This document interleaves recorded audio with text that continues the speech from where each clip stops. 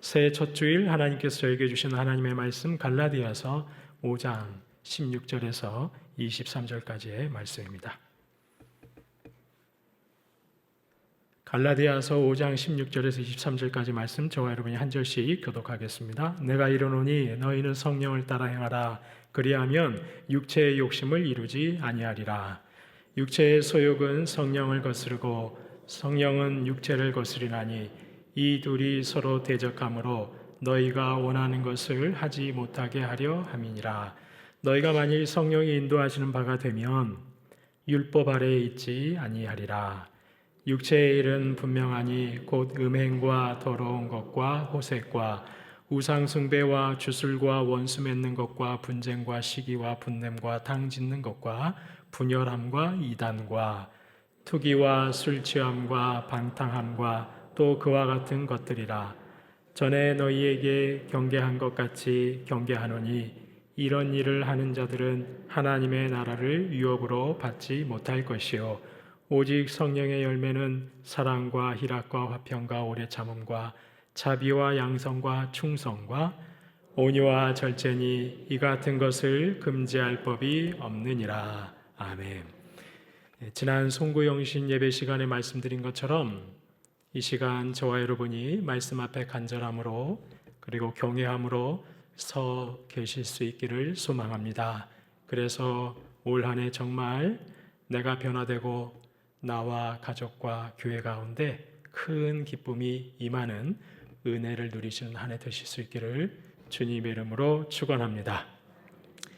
오늘은 2026년 새해 첫 주일, 올해도 역시 이 첫 주일에 올 한 해 우리 교회의 주제 말씀을 나누는 시간을 갖고자 합니다.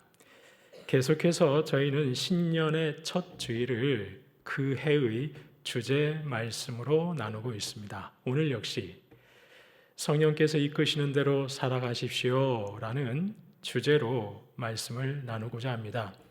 사실 정확하게 말씀을 드리면 성령께서 이끄시는 대로 살아가십시오 라는 것을 왜 올 한 해의 주제로 삼았는지 그 이유를 말씀드리고자 합니다. 물론 그 이유가 교회의 비전과 긴밀하게 연결되어 있습니다. 그래서 그동안 교회의 비전에 대해서 나누었던 말씀을 잘 알고 계시는 분들께서는 반복되는 것이라고 생각하실 수도 있을 것입니다. 그러나 저희는 대부분 잘 잊어버립니다. 그리고 또 새롭게 들으시는 분도 계십니다. 그래서 다소 반복되는 부분이 있다 하더라도 양해하시고 말씀에 함께 나눠주시면 감사하겠습니다. 실은 저와 여러분은 모두 구원받았다는 믿음을 가지고 있습니다. 나는 구원받았다. 구원의 확신을 가지고 신앙생활하고 있습니다. 자, 그러면 구원받았다고 했을 때 구원이란 무엇일까요? 구원은 무엇을 말하는 것일까요? 성경에는 구원에 대한 다양한 정의가 있습니다. 그러니까 구원에 대해서 똑같은 언어로 표현하지 않고 다른 언어들로 표현을 합니다. 이 시간에는 에베소서에서 말씀하는 구원의 정의에 대해서 살펴보겠습니다. 에베소서 1장 3절 말씀 저희가 한 목소리로 봉독해 보겠습니다. 찬송하리로다. 하나님 곧 우리 주 예수 그리스도의 아버지께서 그리스도 안에서 하늘에 속한 모든 신령한 복을 우리에게 주시되. 하나님께서 저희에게 하늘에 속한 모든 신령한 복을 주셨다는 겁니다. 그럼 하늘에 속한 모든 신령한 복은 무엇일까요? 이어지는 에베소서 1장 4절과 5절입니다. 곧 창세전에 그리스도 안에서 우리를 택하사 우리로 사랑 안에서 그 앞에 거룩하고 흠이 없게 하시려고 그 기쁘신 뜻대로 우리를 예정하사 예수 그리스도로 말미암아 자기의 아들들이 되게 하셨으니. 하늘에 속한 모든 신령한 복이 무엇입니까? 한마디로 하면 하나님께서 저희를 하나님의 아들들로 자녀로 삼아주신 것입니다. 이것이 하늘에 속한 모든 신령한 복입니다. 성도님 여러분, 이 자리에 모인 저와 여러분, 바로 하나님의 자녀가 된 저와 여러분은 이미 하늘에 속한 모든 신령한 복을 다 받은 줄로 믿습니다. 저희는 이미 이 세상에 있는 그 어떤 복과 비교할 수도 없는 하늘에 속한 모든 신령한 복을 다 받았습니다. 그렇습니다. 구원이란 무엇입니까? 바로 예수 그리스도로 말미암아 그분의 죄 사함의 피로 말미암아 하나님의 자녀가 되는 것입니다. 이것이 에베소서가 말씀하는 구원입니다. 한마디로 죄의 종이었던 저희가 하나님의 자녀가 되는 겁니다. 자, 그렇다면 하나님께서는 저와 여러분을 구원하신 목적은 무엇일까요? 하나님은 왜 저희를 하나님의 자녀 삼으신 것일까요? 저희를 구원하셔서 저희를 통해 무엇을 하게 하시려고 저희를 구원하셨을까요? 사실 저희는 구원받았느냐, 그렇지 않느냐 라는 질문에만 머무는 경향이 있습니다. 물론 구원받았는가 굉장히 중요한 것이죠. 구원의 확신 무척 중요합니다. 당신은 구원받았습니까? 구원의 확신이 있습니까? 아주 중요한 질문입니다. 구원의 확신 반드시 있어야 됩니다. 하지만 저희의 질문이 거기에서만 머물게 되면 문제가 되는 겁니다. 저희의 질문이 거기서만 끝나버리면 문제가 되는 겁니다. 구원의 확신만 있다고 하면 그럼 됐어. 구원의 확신만 있으면 천국 가니까 그래 됐어. 그렇게 안심하는 거죠? 네, 물론 구원받은 자는 천국 가는 것이 맞습니다. 하지만 저희가 자꾸 구원을 나중에 죽어서 천국 가는 것과만 결부를 시키면 문제가 되는 겁니다. 구원을 저희가 나중에 죽어서 천국 가는 것과만 결부시키면 문제가 되는 거죠. 무슨 문제가 되는 것일까요? 구원받은 내가 이 땅에서의 삶에 대해 별 고민 없이 살아가게 되는 것, 바로 이것이 문제가 되는 것이죠. 물론 저희는 죽어서 천국에 갈 겁니다. 저는 이거보다 더 좋은 소망이 없습니다. 이것만 생각하면 너무 감사하죠. 그런데 구원을 죽어서 천국 가는 것과만 결부를 시키면 그럼 천국까지 이르는 그 과정 속에 하나님이 허락하신 이 땅에서 삶은 어떻게 해야 될 것이냐? 아무런 고민 없이 살게 된다는 것이죠. 하나님이 구원하신 구원의 목적에 대해서는 별다른 관심 없이 평생 살다가 죽기 바로 직전에 주님 저는 천국 갈 수 있을 줄로 믿습니다. 주님 저는 주님 믿습니다. 됐다는 것이죠. 죽음 이후에 천국은 가게 되었다. 나는 이제 죽은 이후에 천국 가게 되었다. 천국 티켓 받았다. 나는 이제 됐다. 그럼 이제 하나님은 무엇을 위해 존재하시는가? 하나님이 나에게 이미 천국 티켓을 주셨는데 나는 이제 천국에 가게 되었다. 그럼 하나님은 왜 존재하고 계시는 거예요? 내가 이 땅에 사는데 좀 더 잘 먹고 잘 살도록 도와주시는 분으로만 하나님을 여기게 되는 것이죠. 그러다 보니 정작 하나님께서 나를 구원하셔서 나를 통해 무엇을 원하시는지에 대해서는 저희가 도무지 관심이 없는 것입니다. 교회를 통해서 하나님이 무엇을 하기를 원하시는지에 대해서 아무런 관심이 없이 그냥 하나님은 나를 도와주시는 분으로만 생각하며 살아가는 것이죠. 그 결과 지금의 교회의 모습을 보시기 바랍니다. 우리 사회가 교회를 바라보는 시선이 실망을 넘어서 멸시로 바뀌어버렸습니다. 근데 실망을 넘어 멸시로 바뀌는 중요한 변곡점들이 있었습니다. 우리 사회에. 그런 변곡점들을 통해 교회의 민낯이 사회에 고스란히 드러나고 말았습니다. 지금 이 사회에 교회와 성도를 통해 하나님께서 이루고자 하시는 하나님 나라가 있습니다. 그런데 그런 것에는 아무런 관심이 없는 것이죠. 그러다 보니까 가령 어떤 큰 사회적 참사, 어떤 사회적 위기 가운데 교회의 반응이 너무 무지한 거예요. 저 세상에서 살아가는 사람들보다 더 아주 낮은 단계의 수준으로 반응을 하는 것이죠. 그래서 온갖 사회적 멸시를 받을 수밖에 없었던 겁니다. 지금 이 자리에 계신 분들 중에 교회가 침체기라고 이 사실을 부정하실 수 있는 분이 누가 있으시겠습니까? 교회의 침체라는 현실, 그리고 암울한 교회의 미래, 대체 그 원인이 어디 있을까요? 정작 하나님께서 구원을 선물로 주시면서 나와 교회를 통해 무엇을 하기를 원하시는지에 대해서 전혀 관심이 없이 살아왔던 그동안의 한국교회와 성도들, 바로 거기에 원인이 있는 거 아니겠습니까? 그렇다면 하나님께서 저와 여러분에게 하늘에 속한 모든 신령한 복, 구원을 주신 목적이 무엇입니까? 성경은 이에 대해 이렇게 말씀합니다. 에베소서 1장 6절 말씀입니다. 이는 그가 사랑하시는 자 안에서 우리에게 거저 주시는 바 그의 은혜의 영광을 찬송하게 하려는 것이라.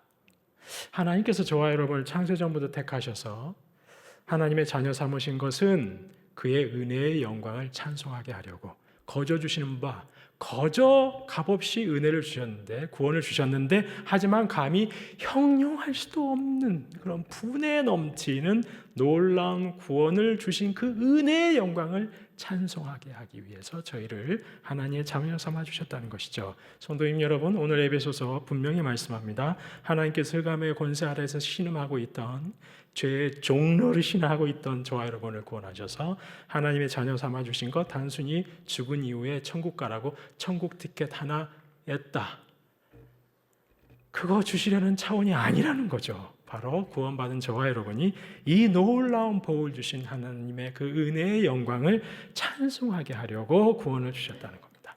바로 구원받은 저와 여러분을 통해 우리 하나님께 영광 올려드리도록 그거 기대하시면서 저희를 구원해 주셨다는 것이죠.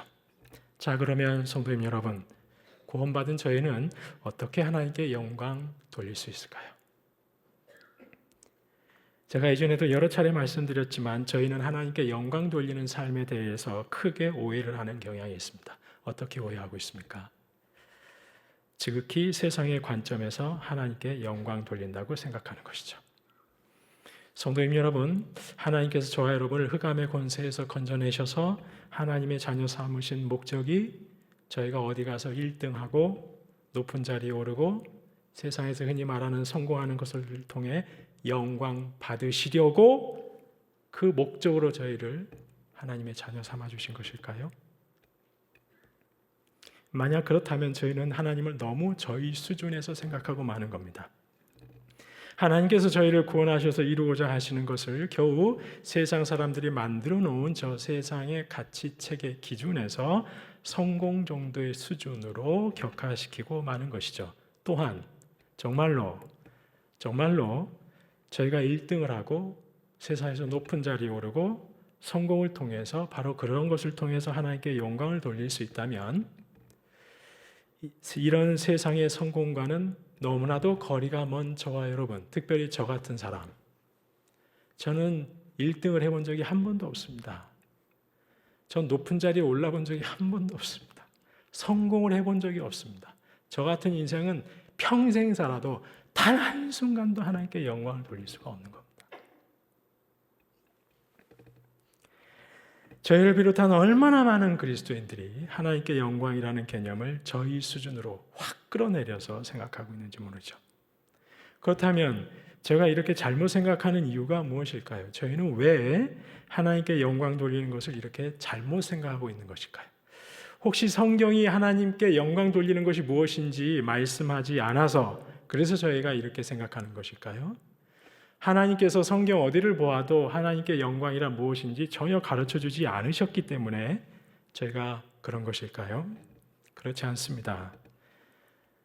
성경은 그것을 분명히 말씀하고 있습니다. 저희는 성경이 무엇을 말씀하시는지 문제는 별로 관심이 없기 때문이죠. 성경이 무엇을 말씀하는지 귀를 기울이고 말씀대로 살아야 되겠다는 뜻이 없는 겁니다. 단지 내가 이루고 싶은 것이 있습니다. 내가 1등 하고 싶어요. 내가 1등을 하면 하나님이 영광 받으실 거야. 나의 욕망에 하나님의 영광을 덮어씌우는 겁니다. 그렇게 말씀을 읽는 것이죠. 그래서 분명히 성경이 말씀하고 있는 사실 귀담아 듣지도 않고 흘려버리는 겁니다. 그렇다면 성경은 하나님의 영광을 찬미하는 것에 대해서 어떻게 말씀하고 있습니까? 저희가 앞서 보셨던 에베소서 1장 4절 다시 한번 보시면 저희가 한 목소리로 봉독하겠습니다. 곧 창세전에 그리스도 안에서 우리를 택하사 우리로 사랑 안에서 그 앞에 거룩하고 흠이 없게 하시려고, 하나님 앞에 거룩하고 흠이 없게 하시려고 우리를 예정하사 그리스도로 말미암아 자기의 아들들이 되게 하셨다는 겁니다. 어떻게 하게 하시려고요? 거룩하고 흠이 없게 하시려고. 그리고 그로 인해 6절입니다. 다시 한번 한 목소리로 봉독하겠습니다. 이는 그가 사랑하시는 자 안에서 우리에게 거저 주시는 바 그 은혜의 영광을 찬송하게 하려는 것이라. 어떻게 하나님의 은혜의 영광을 찬송하게 합니까? 하나님 앞에 거룩하고 흠이 없는 것을 통해서. 하나님께서 저희를 구원하셔서 하나님의 자녀 삼아 주신 목적은 하나님의 이 은혜의 놀라운 영광을 찬송하게 하기 위해서. 그런데 그 은혜의 영광을 찬송하는 것은 다른 것을 통해서 아니라 하나님 앞에서 거룩하고 흠이 없는 삶을 통해서라는 것입니다. 성도님 여러분, 혹시 속으로 이렇게 생각하실지도 모르겠습니다. 아유, 역시 공짜가 없네. 하나님 뭐 값없이 구원해 주셨다고 해놓고 해서 우리에게 요구하시는 거 있네. 네, 있습니다. 우리 하나님 저희에게 요구하시는 게 있습니다. 천국 티켓만 주시고 끝이 아니죠. 그런데 저희한테 요구하시는 것이 뭐죠? 실은 기대하시는 거죠. 저희에게 기대하시는 게 있어요. 하나님의 자녀로 불러놓으시고 너는 이제 내 아들이야, 내 딸이야. 너는 내 아들과 딸이니까 내가 내 아들과 딸에게 기대하는 게 있어. 그런 것이죠. 뭘 기대하시죠? 우리 하나님 어디 가서 훈장 타와서 바치라고 하십니까? 우리 하나님 너는 그래도 내 아들이니까 내 딸이니까 수억, 수백억은 나한테 바쳐야 돼. 그렇게 요구하십니까? 우리 하나님 다른 졸업장은 안 돼. 반드시 인류대 졸업장 갖고 와. 그러십니까? 올림픽 메달 다른 건 안 돼. 반드시 금메달 가져와야 돼. 우리 주님 그러십니까? 우리 주님 바라시는 것, 우리를 통해 영광받기 원하시는 건 무엇이죠? 하나님의 자녀답게 사는 삶입니다. 죄의 종로로 타던 저희를 왕이신 하나님의 자녀로, 왕자로, 공주로 불러주셨어요. 그럼 하나님이 왕자다운, 공주다운 기대가 있는 거죠. 더 이상 죄의 종로로 타며 살면 안 되는 거죠. 그건 요구가 아니라 기대하시는 거죠. 내 아들에 대한, 내 딸들에 대한 기대. 바로 하나님을 닮은 자로서 거룩하고 흠이 없는 하나님의 그 성품을 닮아가는 그것을 통해서 하나님 영광 받으신다는 겁니다. 에베소서뿐만 아니라 우리 하나님 성경 곳곳에서 이럴 때 우리 하나님 영광 받으신다 말씀하십니다. 마태복음 5장 16절입니다. 이같이 너희 빛이 사람 앞에 비치게 하여 그들로 너희 착한 행실을 보고 하늘에 계신 너희 아버지께 영광을 돌리게 하라. 너희 착한 행실을 보고 빛 대신 예수 그리스도를 드러낼 수 있는 너희의 일상에서 사람들과의 관계 속에서 살아가는 그의 착한 행실, 빛 대신 우리 주님의 성품을 드러낼 수 있는 그 소소한 일상의 삶의 모든 말과 행실을 통해서 영광 받으신다는 거예요. 요한복음 15장 8절입니다. 너희가 열매를 많이 맺으면 내 아버지께서 영광을 받으실 것이요 너희는 내 제자가 되리라. 오해하시면 안 됩니다. 열매를 많이 맺으면이라고 하니까 어디 세상에서 놀라운 희귀한 어떤 열매라고 생각하시면 안 되는 거죠. 포도나무이신 우리 주님께 딱 붙어 있으면 그 나무에서 자연스럽게 가지인 나를 통해 나타날 수밖에 없는 열매. 내 안에 내주하고 계신 그리스도, 모든 성도, 저 여러분 안에는 예수님 구주로 영접하는 순간 주님이 와서 내주하고 계시지 않습니까? 그럼 내주하신 주님과 함께 살아가므로 인해 내가 싫어도 자연스럽게 나올 수밖에 없는 열매, 그것을 말하는 거죠. 바로 우리 주님의 성품, 바로 거룩하고 흠 없는 삶과 똑같은 의미인 거죠. 표현만 다를 뿐. 이것은 내 안에 그리스도께서 사시는 성도면 자연스럽게 나오는 거죠. 누구나. 고린도전서 10장 31절입니다. 그러므로 너희가 먹든지 마시든지 무엇을 하든지 다 하나님의 영광을 위하여라. 하나님의 영광은 특별한 사람만 할 수 있는 게 아니라는 겁니다. 특별한 일을 통해서만 하나님께 영광을 돌릴 수 있는 게 아니라는 겁니다. 무엇이든지 먹든지 마시든지 먹는 일을 통해서도 가능하고 마시는 일을 통해서도 가능하고 무슨 일을 하든지 가능하다는 거예요. 성도님 여러분, 세상의 기준이 무엇입니까? 세상은 성공하는 사람이 있으면 반드시 실패하는 사람이 있게 마련입니다. 실패하는 사람이 있으니까 성공하는 사람이 성공자로 서는 것이죠. 그 법칙에 딱 맞춰놓고 자, 성공하는 이들만 하나님께 영광을 돌릴 수 있다? 성경은 그렇게 말씀하지 않습니다. 먹든지 마시든지 무슨 일을 하든지 하나님의 영광을 위해서 할 수 있다는 거예요. 부하든 가난하든 건강하든 그렇지 않든 많이 배웠든 그렇지 않든 상관없습니다. 무슨 일을 하든지 내가 매일매일 먹고 마시는 일을 통해서도 평범한 일상 삶을 통해서도 하나님께 영광 돌릴 수 있다는 겁니다. 어떻게 합니까? 매 순간 하나님이 주신 신령한 복. 나 같은 거에게 하늘에 속한 모든 신령한 복을 주셨다니 그 은혜 너무 감사해서 내가 이제 나를 불러주신 하나님께 합당한 삶을 살아야 되겠다. 늘 하나님 묵상하니까, 하나님 말씀 묵상하고 하나님의 성품 묵상을 하니까 나도 모르게 하나님의 거룩하시고 흠이 없는 성품을 조금씩 닮아가는 거예요. 그걸 통해서 영광 받으신다는 겁니다. 성도님 여러분, 제가 이렇게 많은 시간을 할애해서 이 말씀을 드리는 이유는 다른 데 있지 않습니다. 실은 지난 몇 년 전부터 똑같은 말씀 계속해서 드렸습니다. 그리스도의 장성한 분량이 충만한 데까지 자라가자고, 우리 그리스도의 형상을 좀 회복하자고, 우리 신앙의 성숙을 향해서 좀 나아가자고 계속해서 말씀드렸습니다. 왜냐하면 이것이 저희를 구원하신 하나님의 목적이기 때문입니다. 은혜의 영광을 찬양하라고. 어떻게? 거룩하고 흠이 없는 삶, 날마다 조금씩 성숙해가는, 그리스도의 형상을 회복하는 그 성숙한 삶으로 영광 받으신다고. 이것이 저희를 부르신 목적이기 때문입니다. 이렇게 하나님께 영광을 돌릴 수 있기 때문이에요. 이렇게 하나님께 영광을 돌릴 수 있다는 거예요. 주님, 제가 그래도 목회자입니다. 저는 다른 일반 성도들보다 더 하나님의 영광을 위해서 일합니다.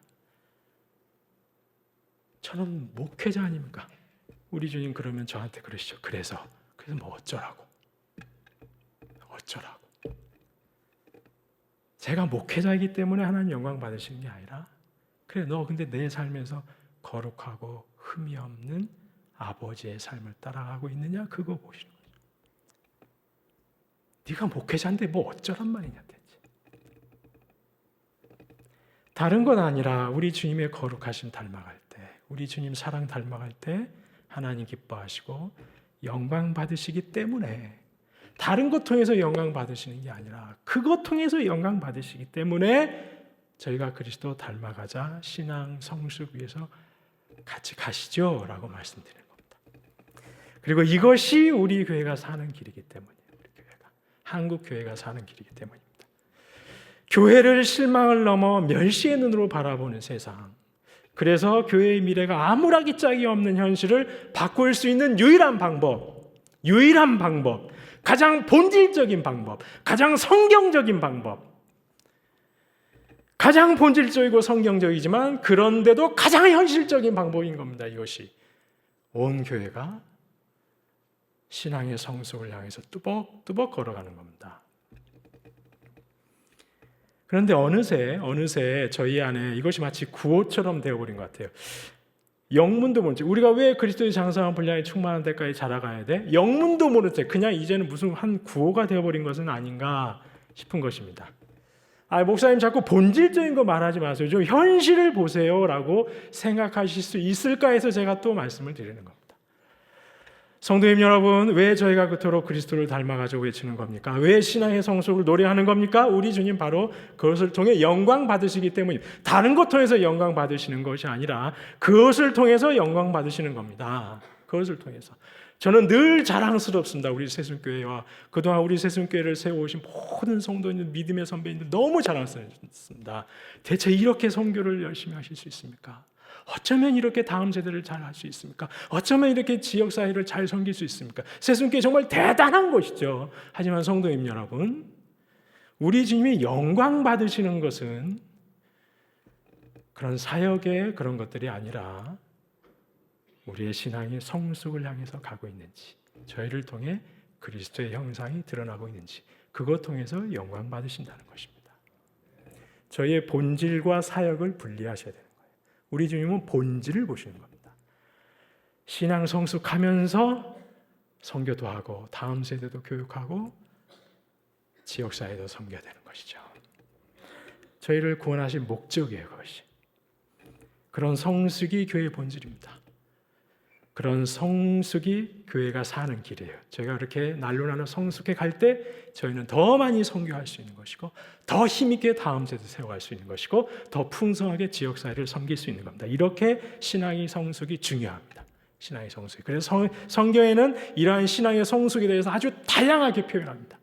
한 단어로만 표현하지 않습니다. 아주 여러 가지로 표현합니다. 가령 에베소 4장 13절 우리가 다 하나님의 아들을 믿는 것과 아는 일에 하나가 되어서 온전한 사람을 이루어 그리스도의 장성한 분량이 충만한 데까지 이르리니. 에베소서는 그리스도의 장성한 분량이 충만한 데까지 이르는 거라고 표현하고 있습니다. 그럼 어떻게 그렇게 자라갈 수 있느냐? 온 교회 성도가 하나가 되어 무엇에서 하나가 됩니까? 바로 그리스도를 믿는 것과 아는 일에 하나가 되어서 온전한 몸을 이루어서 그리스도의 장성한 분량이 충만한 데까지 신앙이 자라갈 수 있다는 거예요. 그래서 지난 한 해 저희가 그리스도를 알아가는 일에 하나 되자고 했었습니다. 내가 바라는 것은 그리스도를 알고, 다른 거 말고 좀 그리스도를 더 깊이 알아가자고 그랬죠.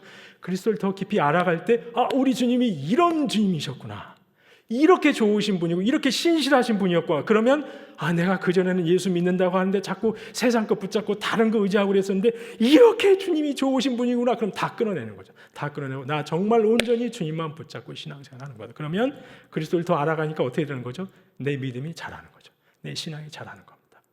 그렇게 자라면서 신앙이 성숙해 가는 거죠. 에베소서는 그것을 믿는 것과 아는 일에 하나가 되어서 우리 모두가 다 온전한 몸을 이루어 그리스도의 장성한 분량에 충만한 데까지 이르자.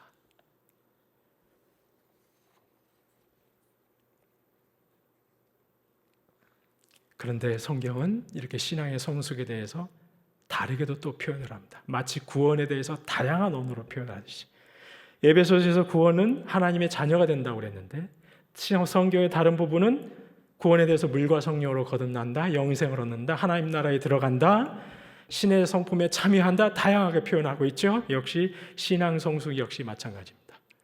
다양하게 표현합니다. 그리고 이제 드디어 저희가 올해 표까지 왔습니다. 갈라디아서는 이 신앙 성숙에 대해서 이렇게 말씀합니다. 갈라디아서 5장 16절 공동번역 성경인데 저희가 한 목소리로 읽어보도록 하겠습니다. 내 말을 잘 들으십시오.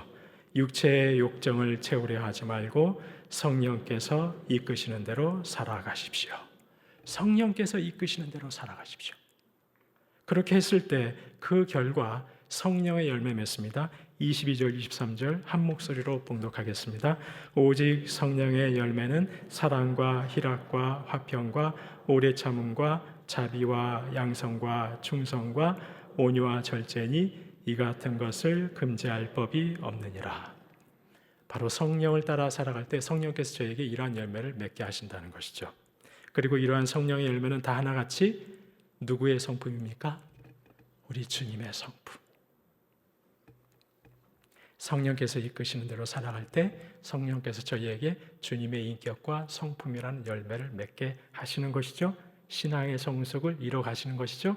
주님을 닮아가게 하시는 것이죠. 그리스도의 장성한 분량이 충만한 데 이르기까지 가도록 도우시는 것입니다. 똑같은 표현이죠. 똑같은 의미인데 표현만 다른 것이죠. 성도님 여러분, 성도의 신앙의 삶을 지탱하는 아주 중요한 두 가지 기둥이 있습니다. 하나는 말씀을 통해서 하나님을 알아가는 겁니다. 그리고 또 하나는 날마다 성령의 인도하심을 따라 살아가는 것입니다. 이것이 성도의 삶을 지탱해주는 아주 중요한 두 기둥입니다. 성도의 신앙 성숙에 있어서 아주 가장 중요한 두 기둥이라고 할 수 있습니다. 성도는 늘 말씀이라는 진리 안에 서 있어야 됩니다. 말씀을 통해 하나님을 더 알아야 됩니다. 그뿐만 아니라 그 말씀 토대 위에서 날마다 성령의 인도하심을 따라 살아가야 되는 것이죠. 이 두 가지가 균형을 이룰 때 저희는 균형 잡힌 신앙이라고 말할 수가 있습니다. 이 두 가지가 계속 함께 자라갈 때 저희는 성숙한 신앙인으로 자라갈 수가 있는 것이죠. 그런데 저희는 대부분 한쪽으로 치우치는 경향이 있습니다. 성령을 강조하시는 분들, 말씀을 통해 하나님을 알아가는 일은 좀 등한시하고 늘 성령의 음성, 성령의 초자연적인 어떤 은사들, 역사들 그런 데로만 치우치시는 거죠. 반대로 어떤 분들은 내 안에 계신 성령님에 대해서 민감하지 않으시고 말씀 연구만 하고 말씀 묵상만 하는 거예요. 날마다 나와 동행하시며 일하시는 성령님의 그 인도하심을 풍성하게 누리지 못하시는 거죠. 하지만 이 두 가지 모두 우리 신앙생활에 있어서 가장 중요한 두 기둥이라고 할 수 있습니다. 그래서 지난해 저희는 내가 바라는 것은 그리스도를 알고 말씀을 통해 그리스도를 더 많이 알아가자고 했습니다. 그리고 이제 올 한 해는 신앙 성숙의 또 하나의 기둥, 바로 앞에 보시는 것처럼 성령께서 이끄시는 대로 살아가십시오.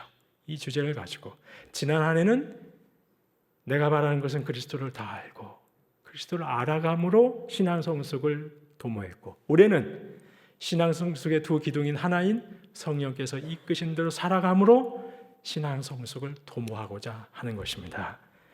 그래서 하나님께 영광 돌리고 싶은 겁니다. 그것을 통해서 현실적으로 우리 교회와 한국 교회를 살리는 그런 몸부림을 해보고 싶은 것입니다.